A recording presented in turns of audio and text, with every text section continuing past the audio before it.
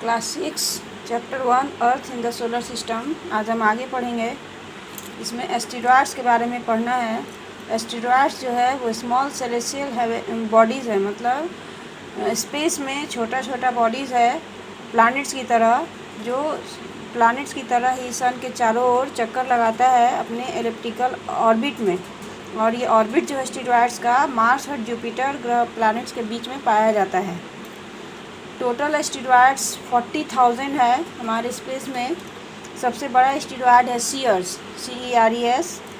ऐसा माना जाता है कि एस्टेरॉयड जो है वो पहले से बने हुए प्लैनेट्स का टुकड़ा है, जो बहुत समय पहले विस्फोट हुआ होगा, उससे बना होगा एस्टेरॉयड्स। अब हम पढ़ेंगे मेटेओराइट्स के बारे में। मेटेओराइट्स जो है वो छोटा छोटा पत्थर का टुकड़ा है जो सन के चारों ओर चक्कर काटता है और एक स्ट्रीक ऑफ लाइट फ्लैश के रूप में आसमान में दिखता है, क्योंकि ये इसका फ्रिक्शन होता है एटमॉस्फेयर के साथ, इसलिए लाइट की तरह दिखता है। मेटियोर्स जो पृथ्वी के सतह पर गिर जाता है, क्योंकि वो एटमॉस्फेयर में जल के ख़त्म नहीं हो पाता है, तो वो एक बड़ा सा होल या क्रेटर बनाता है और इस मेटियोर्स को हम मेटेओराइट्स कहते हैं। एग्ज़ाम्पल है USA के एरिज़ोना में मेटियोर क्रेटर।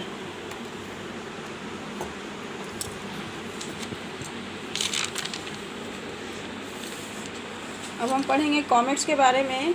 कॉमेट्स जो है ग्लोइंग हेवनली बॉडीज़ है जो सन के चारों ओर चक्कर काटता है इलोंगेटेड ऑर्बिट में। ये कॉमेट्स जो है वो डस्ट, आइस पार्टिकल्स और गैसेस से बना होता है। कॉमेट्स का 3 पार्ट होता है, हेड, न्यूक्लियस और टेल। जब ये सन के पास पहुंचता है तो इसका गैस जो है हीट हो जाता है और ये जलने लगता है। 2 तरह का कॉमेट्स होता है, पीरियोडिकल और नॉन पीरियोडिकल। पीरियोडिकल कॉमेट जो है एक फिक्स टाइम इंटरवल पे दिखता है। एग्जाम्पल में हेलिस कॉमेट, ये हर 76 ईयर्स के बाद दिखता है। पिछले बार ये 1986 में दिखा था। अब पहला इन्वेंटेड टेलीस्कोप था गैलीलियो गैलीली के द्वारा पहला टेलीस्कोप का इन्वेंट हुआ इटली में। हबल स्पेस टेलीस्कोप जो है वो अर्थ के चारों ओर चक्कर काटता है और वो फोटोग्राफ्स भेजता रहता है प्लैनेट्स और स्टार्स का पृथ्वी तक। अब हम पढ़ेंगे रोटेशन क्या है। ये किसी भी प्लैनेट का अपनी धुरी पे अपने चारों ओर चक्कर काटना, इसको हम रोटेशन कहते हैं। अब हम रिवोल्यूशन पढ़ेंगे। रिवोल्यूशन मतलब है प्लैनेट्स का सूरज के चारों ओर चक्कर काटना किसी एक फिक्स्ड ऑर्बिट में, इसे हम रिवोल्यूशन कहते हैं। अब हमें पढ़ना है हमारे प्लैनेट अर्थ के बारे में।